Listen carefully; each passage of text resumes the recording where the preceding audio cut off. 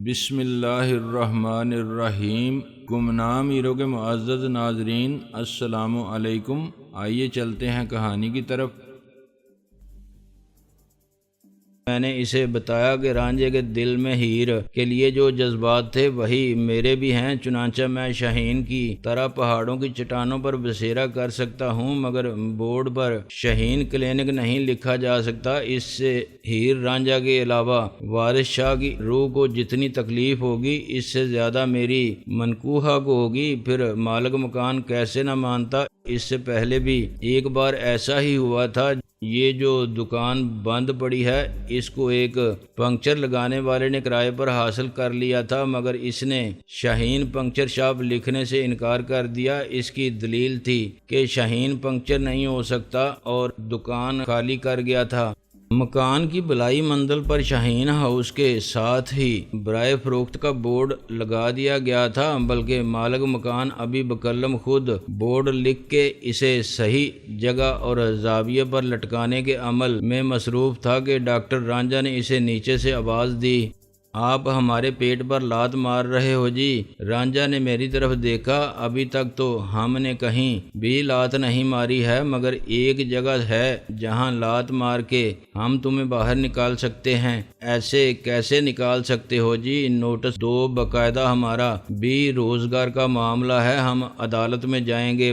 Barber نے غصے میں استرے کو شمشیر آبدار کی طرح چلانا شروع کیا اور بالوں کو دشمن کی سپاہ کی طرح صاف کرنے لگا۔ میں نے اس کے کندھے پر ہاتھ رکھا۔ دیکھو خلیفہ، یہ تھانے کچہری کی بات ہم سے مت کرو۔ تمہیں شوق ہے تو تم ضرور رپورٹ لکھوا دینا کہ حملہ آوروں نے سارا سامان توڑ دیا، ساری ہڈیاں توڑ دیں، اور پھر ساری ٹوٹی پھوٹی چیزوں کے ساتھ مجھے بھی ٹرک میں ڈال کر لے گئے اور پھینک آئے واہگہ میں، انڈیا پاکستان کے بارڈر پر۔ تم کون ہو؟ میں تم سے بات نہیں کرنا چاہتا، وہ ہکلانے لگا، مگر مجھے ڈاکٹر صاحب اپنے ساتھ لائے ہیں اور 10,000 اسی لیے دیے ہیں کہ اپنی بات تمہیں سمجھا دوں۔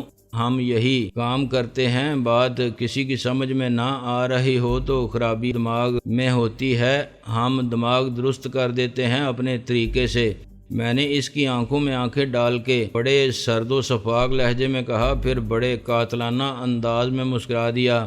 اس کا ہاتھ لرزنے لگا۔ زیر حجامت شخص نے دوسری بار کراہ کے کہا، ہائے او ظالمہ! باربر نے دوسری بار سر کی صاف سطح پر خون کو اسپرٹ میں بھیگی ہوئی روئی کے پھاہے سے صاف کیا تھا، تاہم یہ آخری چرکا تھا۔ فارغ ہوتے ہی مجروح شخص نے 5 کا نوٹ پھینکتے ہوئے باربر کو خون آشام نظروں سے گھورا اور یہ اعلان کر کے نکل گیا کہ جو پھر وہاں قدم بھی رکھے۔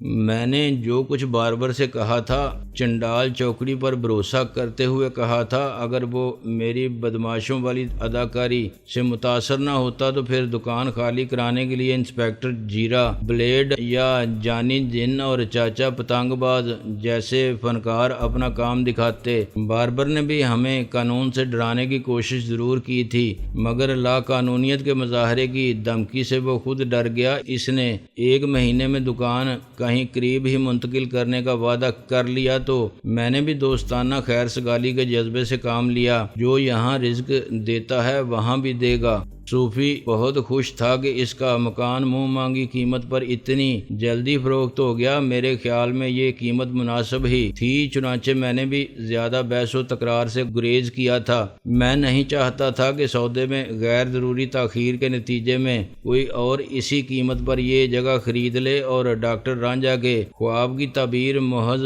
10-20 ہزار کی خاطر ناقابل حصول ہو جائے۔ خود ڈاکٹر رانجھا کی خوشی کا کوئی ٹھکانہ ہی نہ تھا۔ پتر جی، سودا تو ہو گیا، 1000 شکر سونے رب کا۔ میں نے کہا، اب صرف بات ہوئی ہے، سیل ایگریمنٹ آج ہی بن جائے تو اچھا ہے۔ اس کے بعد سیل ڈیڈ کی رجسٹری میں 1 مہینہ لگے گا۔ قبضہ اس وقت ملے گا جب ہم باقی ادائیگی کریں گے۔ صوفی نے کہا، مہینہ تو مجھے بھی لگ جائے گا شاہین، جنرل سٹور کا سامان بھی نکالنا ہے۔ دراصل مجھے اندازہ نہیں تھا کہ ڈاکٹر صاحب اتنی جلدی ادائیگی کر دیں گے۔ 1 مہینے کی کوئی بات نہیں، ڈاکٹر رانجھا نے کہا، مگر مہینے سے اوپر نہیں ہونا چاہیے۔ ہاں ہم تو کل ہی باقی رقم بھی ادا کر سکتے ہیں۔ میں نے کہا تم ایسا کرو، شام کو آ جاؤ ہاشمی صاحب کے آفس، وہ بہت بڑے وکیل ہیں، وہ کرا دیں گے سارا کام۔ اس دن ڈاکٹر رانجھا نے اپنا کلینک نہیں کھولا۔ واپسی میں اس نے جلندر موتی چور ہاؤس سے ہیر کے لیے چاندی کے ورک میں لپٹے ہوئے لڈو خریدے، تندوری چرگا اور روگنی نان لیے اور چاندی کے تاروں والا پھولوں کا ایک ہار لیا جو اس نے گھر میں قدم رکھتے ہی ہیر کے گلے میں ڈال دیا۔ مبارک ہو ہیرے، لاکھ بار مبارک ہو، تیرے ناصر پتر نے وہ کام کیا ہے کہ پھر فرتے جذبات سے اس کی آواز گلو گیر ہو گئی۔ ہیر نے وہ ہار میرے گلے میں ڈال دیا اور میرا ماتھا چوما۔ اس کی آنکھوں میں آنسو تھے۔ رب تجھے بری نظر سے بچائے، رب تیری حفاظت کرے، تجھے ہر مصیبت سے دور رکھے، تجھے ہر خوشی دے۔ میرا خیال ہے کہ جیسی سچی روح کو طمانینت سے سرشار کرنے والی بھرپور اور انمول خوشی مجھے اس دن ملی تھی وہ پھر زندگی میں کبھی نہیں ملی۔ اس خوشی نے میرے سارے غم بھلا دیے تھے، سارے درد سمیٹ لیے تھے، اور شاید یہ ہیر رانجھے کے لیے بھی ان کی زندگی کا سب سے پرمسرت دن تھا جس نے ان کی ساری محرومیوں کے دکھوں کی تلافی کر دی تھی۔ شام کو میں ڈاکٹر رانجھا کے ساتھ ہاشمی صاحب کے آفس گیا تو صوفی پہلے سے وہاں موجود تھا۔ وہ اتنی بڑی لیگل فرم تھی کہ ایک معمولی سے مکان کی خرید و فروخت کے لیے ان کی خدمات حاصل کرنا حماقت تھا۔ شاید وہ خود بھی انکار کر دیتے، مگر میرے ہاشمی صاحب سے خصوصی مراسم کے پیش نظر گل نواز خان نے ایک جونیئر وکیل کو طلب کیا اور صوفی اور ڈاکٹر رانجھا کو ان کے ساتھ بھیج دیا۔ پھر وہ مجھ سے مخاطب ہوا، ینگ مین، مجھے خوشی ہے کہ تم نے اپنا فیصلہ بدل دیا۔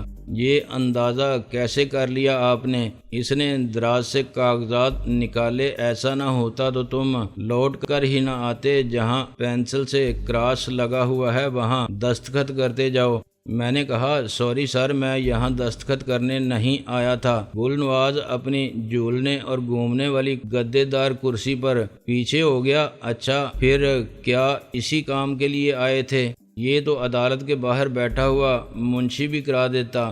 یہ بات نہیں، مجھے ویسے بھی آنا تھا، یعنی صرف یہ بتانے کے لیے کہ تم نے اپنا ارادہ بدلا نہیں ہے۔ میں نے کہا میں چاہتا ہوں کہ مکان آپ میرے نام نہ کریں، اسے مجموعی رقم کا بینک ڈرافٹ بنا دیں، نام اور اکاؤنٹ نمبر میں آپ کو بتا دوں گا۔ وہ سوچ میں پڑ گیا۔ فوری طور پر شاید یہ ممکن نہ ہو، یہ فیصلہ خود ہاشمی صاحب کر سکتے ہیں، اور میرا خیال ہے کہ ان کے لیے بھی ایک ہی بات ہے، وہ مکان دیں یا مکان کی نقد قیمت۔ پھر بھی ان سے پوچھے بغیر میں خود تمہیں کوئی یقین دہانی نہیں کرا سکتا۔ میں نے کہا ٹھیک ہے، مجھے کوئی جلدی نہیں، آپ پوچھ لیں جب بھی ان کا فون آئے۔ ابھی وہ ہسپتال میں ہیں۔ کیا ہوا ہے انہیں؟ میں چونکا۔ ہارٹ اٹیک، گل نواز خان نے کہا۔ میری بات ہوئی تھی مسز ہاشمی سے، انہوں نے کہا کہ کنڈیشن سیریس نہیں ہے۔ شادوں کے لیے مسز ہاشمی سن کے مجھے وہ اذیت ہوئی جو نفرت اور احساس ذلت کے جذبات کا رد عمل تھی۔ گل نواز خان اس کا ذکر بڑے احترام سے کر رہا تھا۔ ایک فقیر زادی جسے کل تک میں اس حد تک اپنا سمجھتا تھا کہ تو کہہ کے مخاطب کرتا تھا، کبھی پیار سے تو، کبھی غصے میں الو کی پٹھی تک کہہ دیتا تھا، میں اس پر حکم چلاتا تھا اور اس سے روٹھ جاتا تھا تو وہ رونے لگتی تھی۔ اچانک وہ مسز ہاشمی ہو گئی تھی، ایک بہت بڑی لیگل فرم کی مالک، انتہائی معزز اور اہم۔ پہلے وہ اس آفس میں میرے ساتھ آتی تھی تو اس کی کوئی حیثیت نہیں تھی، لیکن اب اسے دیکھتے خود گل نواز خان احتراماً اٹھ کے کھڑا ہو جاتا تھا۔ اس آفس کا سارا سٹاف با ادب اور خاموش کھڑا رہتا۔ اس کی خوشنودی باس کی خوشنودی سے زیادہ اہم تھی، کیونکہ خود باس اس کے اشارہ ابرو کا غلام تھا، بندہ بے دام تھا۔ شادوں کے معاملے میں میری عقل اور ذہانت، جس کا IQ 130 تھا، مائی فٹ دھوکہ کھا گئی۔ میں اس عیار اور موقع شناس، حرص مند اور جاہ پرست عورت کو نہ پہچان سکا، جس نے محبت کا سارا کھیل مجھے اسی طرح اپنے اشاروں پر نچانے کے لیے رچایا تھا جیسے اب وہ ہاشمی صاحب کو نچا رہی تھی۔ ایک ہوس کے مارے بوڑھے اور تنہا شخص کی فہم و فراست کو اس نے بڑی آسانی سے اپنے حسن و شباب سے مات دی تھی، اور وہ سب کچھ حاصل کر لیا تھا جس کے خواب وہ چوری چھپے دیکھتی تھی، اس وقت بھی جب وہ میرے ساتھ محبت کے ارمانوں کی جنت میں ہوتی تھی۔ اس نے مجھے انتہائی پستی سے انتہائی بلندی تک پہنچنے کے لیے ایک راکٹ کے طور پر استعمال کیا تھا۔ آج وہ بلندی و افلاک پر جلوہ نما تھی اور میں اسی زمین پر اپنی بے تقیری کے ساتھ اور ندامتوں کے ساتھ پڑا رہ گیا تھا۔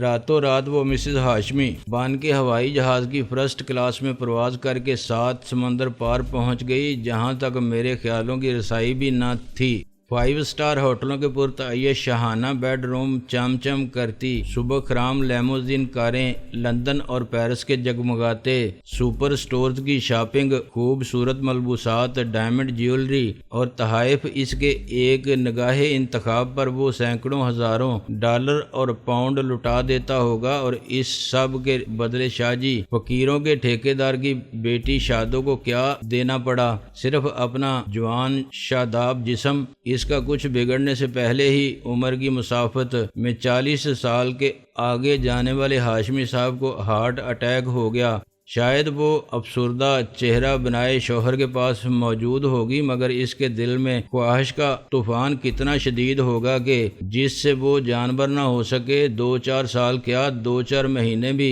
نہیں، بس 2-4 ہفتوں میں مشکل آسان ہو جائے تو کیا بات ہے۔ ایسی تقدیر بھی خدا کس کو دیتا ہے مسز ہاشمی؟ جب ڈاکٹر رانجھا اور صوفی لوٹ کر آئے تو میرے خیالات کی پرشور آندھی یک لخت تھم گئی۔ میں نے دیکھا کہ گل نواز خان بڑی محتاط اور خاموش دلچسپی کے ساتھ میری صورت کے تغیرات سے میرے جذبات کو پڑھ رہا تھا۔ ڈاکٹر رانجھا نے کہا، چلو پتر جی، اپنا کام تو ہو گیا۔ گل نواز خان نے مسافے کے لیے ہاتھ بڑھایا، اگر تم آسان راستہ اختیار کرو تو پھر کسی وقت آ کے کاغذات پر سائن کر دینا، مکان تم خود بھی بیچ سکتے ہو، کان کو ہاتھ گھما کے پکڑنے کی کیا ضرورت ہے؟ میں نے کہا، کیا ہاشمی صاحب ICU میں ہیں؟ اس نے مجھے غور سے دیکھا۔ نہیں۔ جیسے ہی ڈاکٹرز نے ان کو ہوائی سفر کی اجازت دی وہ لوٹ آئیں گے۔ مائلڈ سا اسٹروک تھا۔ گل نواز خان کی آنکھوں میں اور اس کے لہجے میں ملامت کا انداز بہت مبہم تھا، مگر میں اسے محسوس کر سکتا تھا۔ کچھ نہ کہنے کے باوجود اس نے کہہ دیا کہ یو باسٹرڈ، تم کیا آس لگائے بیٹھے ہو کہ وہ مر جائے گا؟ تم چاہتے ہو کہ وہ مر جائے، مگر تمہارے چاہنے سے پہلے کچھ نہیں ہوا۔ وہ معمولی لڑکی تمہیں نہیں ملی جس کے عشق نے تمہیں پاگل کر دیا تھا۔ ہاشمی صاحب لندن کے کرامویل ہسپتال میں ہیں، جہاں دنیا کے سب سے بڑے فزیشین اور سرجن موجود ہیں۔ وہ ہسپتال عام لوگوں کے لیے نہیں ہے، سرکاری ہسپتال نہیں ہے جس کی سیڑھیوں پر تم جیسے دم توڑ دیتے ہیں اور کوئی لاش اٹھانے نہیں آتا۔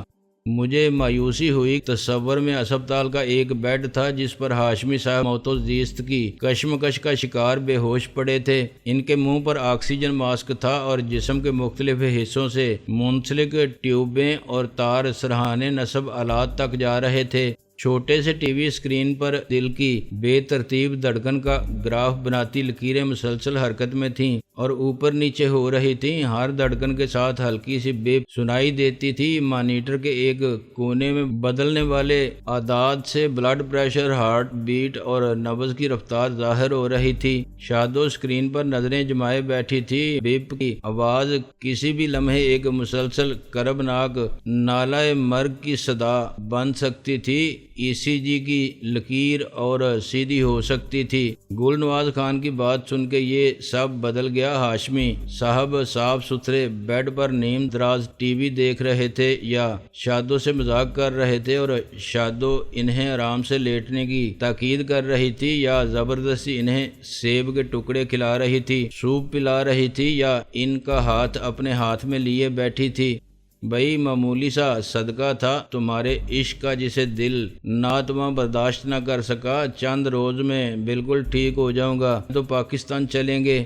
آخر میں کیوں چاہتا تھا کہ ہاشمی صاحب مر جائیں؟ کیا اب بھی مجھے امید تھی کہ شادو مجھے مل سکتی ہے؟ مجھے اپنے خیال کی کمینگی پر شرم آئی۔ کیا میں چاہتا ہوں کہ شادو کا سہاگ اجڑ جائے، وہ بیوہ ہو جائے؟ مگر وہ خود بھی تو ایسا ہی چاہتی ہوگی۔ اس نے صرف دولت کے لیے ہاشمی صاحب سے شادی کی تھی، ان کے عشق میں مبتلا ہو کے نہیں، یہ دولت اسے جتنی جلدی مل جائے اچھا ہے۔ بے شک آج بھی سب کچھ اسی کا ہے، مگر دینے والا ہاتھ ہاشمی صاحب کا ہے، جو بہت کچھ وصول بھی کرتا ہے، پھر کچھ لینے والا کوئی نہیں ہوگا، اور وہ خود مختار ہوگی۔ سہاگ کا اجڑ جانا عین اس کے دل کی مراد بر آنے کے مترادف ہے۔ بیوگی بھی انعام ہے اس قربانی کا جو اس نے باپ سے زیادہ عمر والے بوڑھے شخص کو نذرانہ حسن شباب پیش کر کے دی تھی۔ اگر وہ غمزدہ نظر آئے گی یا اشک فشاں ہوگی تو یہ محض دنیا داری کے لیے ادا کری ہوگی۔ ہاشمی صاحب کو مر ہی جانا چاہیے۔ ٹیکسی میں واپس جاتے جاتے میرا ذہن انہی خیالات کے گرداب میں غوطہ زن رہا۔ ہاشمی صاحب کے ہارٹ اٹیک کی خبر نے مجھے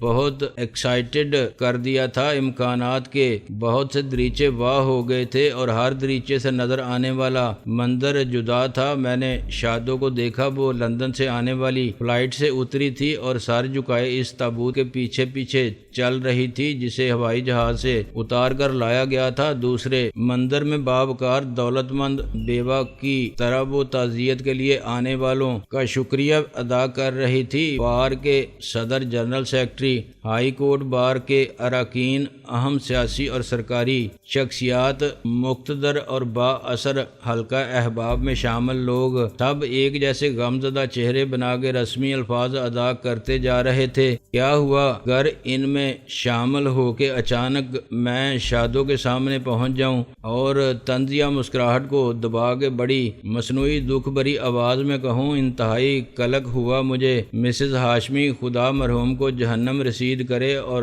آپ کو صبر جمیل کے علاوہ ان کا نعم البدل عطا فرمائے، آمین۔ میں ہنس پڑا۔ کیا کرے گی وہ؟ چوکیدار سے کہے گی کہ یہ کون ہے، باہر نکال دو اسے، جوتے مار کے الو کی پٹھی۔ میرے سامنے بھی ایکٹنگ، دل میں لڈو پھوٹ رہے ہوں گے، آزادی، دولت مندی، عیاشی۔ منظر پھر بدل گیا اور وہ ہاشمی صاحب کے آفس میں ان کی کرسی پر مالکانہ غرور کی تصویر بنی بیٹھی تھی۔ کیا ہوا اگر میں اس سے ملنے جاؤں اور اسے چٹ پر اپنے نام کے ساتھ لکھ بھیجوں؟ تمہارا پہلا، اصلی اور سچا چاہنے والا جو آج بھی تمہارے نام کی مالا جپتا ہے، وہ گھنٹی بجائے گی اور کسی کو حکم دے گی کہ سائل کو ایک امپورٹڈ مالا فراہم کر دی جائے۔ 1000 دانوں والی تسبیح ٹھیک رہے گی، اور دیکھو اسے کوئی ایئر کنڈیشن کمرہ دے دو میرے نام کی مالا جپنے کے لیے۔ میں پھر ہنس پڑا۔ ٹیکسی رکی تو ڈاکٹر رانجھا کا متفکر چہرہ میرے سامنے آیا۔ صوفی شاید راستے میں ہی اتر گیا تھا، مگر مجھے اپنی محویت یا بے خبری میں پتہ نہیں چلا تھا۔ رانجھے کی تشویش کا سبب میری ذہنی کیفیت کے سوا کچھ نہ تھا۔ کیا بات ہے پتر جی؟ اس نے اندر جا کے مجھے پلنگ پر بٹھا دیا۔ میں نے کہا کیا بات ہے؟ سارے راستے تو چپ رہا، اپنے آپ سے بولتا رہا اور خود ہی ہنستا رہا۔ ہماری بات تو نے سنی نہیں۔ ہائے میں مر گئی۔ ہیر نے اپنے سینے پر ہاتھ مارا۔ لگ گئی نا اس کو کسی کی نظر؟ بیڑا غرق ہو جلنے والوں کا اچھا بھلا ہنستا کھیلتا گیا تھا گھر سے۔ رانجھے تو اس کے ساتھ تھا۔ سارا دن ہم وکیل کے دفتر گئے اور لوٹ آئے۔ رانجھا نے کہا اچھا تو جا دوڑ کے مولوی صاحب کو بلا کر لا، اس پر دم درود کریں، کوئی تعویذ دیں، میں نظر اتارتی ہوں اس کی۔ وہ چلانے لگی۔ رانجھے نے ٹوپی اتار کے سر کھجایا۔ کس مولوی کو لاؤں؟ یہاں والا تو ایویں ہے جھلا سا، میں دوائی دیتا ہوں۔ میں نے سختی سے کہا کچھ نہیں ہوا ہے مجھے، خدا کے لیے آپ لوگ آرام سے بیٹھ جائیں، میں کچھ پریشان ہو گیا تھا ایک خبر سن کے۔ اوہ میں سمجھ گیا۔ رانجھا نے اپنے سر پر ہاتھ مارا۔ میرے سامنے ہوئی تھی ساری بات اور مجھے خیال نہیں آیا۔ مجھے بھی بتا رانجھے، کیا بات تھی ایسی؟ او نیک بختے، وہ جو ہاشمی صاحب ہے نا، وہی وکیل جس نے شادو سے شادی کی تھی اور اس کے ساتھ چلی گئی تھی، بلائت اسے ہارٹ اٹیک ہوا ہے، دل کا معمولی سا دورہ پڑا تھا مگر سب ٹھیک ہے۔